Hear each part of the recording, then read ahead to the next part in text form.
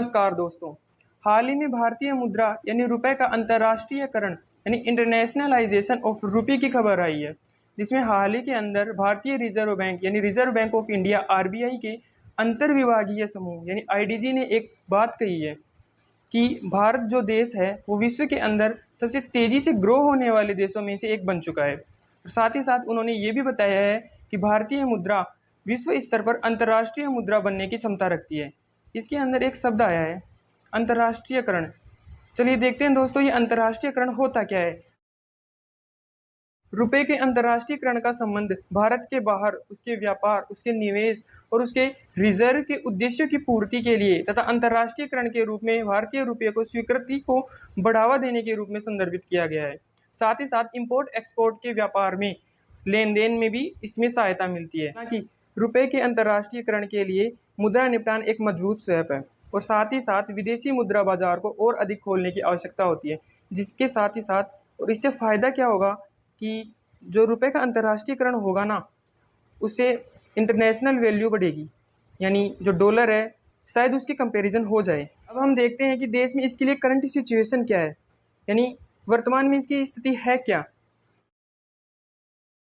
वर्तमान में अमेरिकी डॉलर, जापानी येन, यूरो, ये कुछ मुद्राएं हैं जो आरक्षित मुद्राएं हैं और इन्हें अंतर्राष्ट्रीय स्तर पर मान्यता प्राप्त है, यानी ये इंटरनेशनल वैल्यूज़ अर्जित किए हुए हैं। साथ ही साथ अपनी मुद्रा यानी रेनमिनबी, चीन जो है वो अपनी मुद्रा को सीमित सफलता ही प्राप्त कर पाया है। इसके साथ ही साथ अभी जो रुपया है वो अंतर्राष्ट्रीयकरण होने में बहुत दूर है। ऐसी बात नहीं है कि अंतर्राष्ट्रीयकरण इतनी जल्दी हो जाएगा। अंतर्राष्ट्रीयकरण होने में थोड़ा सा समय लगता है, क्योंकि विदेशी जो वैश्विक मुद्रा है बाजार में रुपए से दैनिक औसत हिस्सेदारी 1.6% है, जो कि बहुत कम है अन्य देशों की तुलना में। और जबकि वैश्विक वस्तु बाजार में इसकी हिस्सेदारी 2% है, ये भी ज़्यादा है नहीं है। वैसे कि बेनिफिट्स क्या हैं जो हम इंटरनेशनलाइजेशन ऑफ रुपी करेंगे, यानी रुपए का अंतर्राष्ट्रीयकरण जो करेंगे, इसके बेनिफिट्स हैं क्या। मुद्रा के अंतर्राष्ट्रीयकरण से बहुत सारे फायदे होंगे।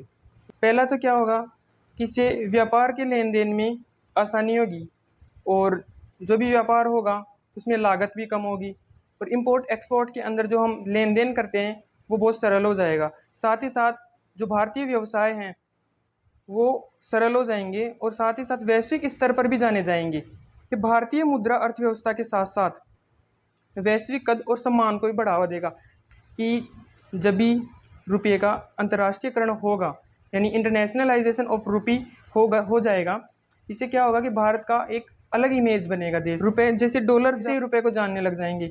रुपए एक इंटरनेशनल वैल्यू प्रोवाइड हो जाएगी रुपए को। और साथ ही साथ क्या होगा कि विदेशी जो भंडार हैं देश के अंदर, इंटरनेशनल बैंक्स जो हैं उनके अंदर इंटरनेशनल करेंसीज होती हैं, वो रखने की आवश्यकता कम हो जाएगी, क्योंकि ऑलरेडी जो रुपए होते हैं वो इंटरनेशनलाइज हो जाएगा। इसलिए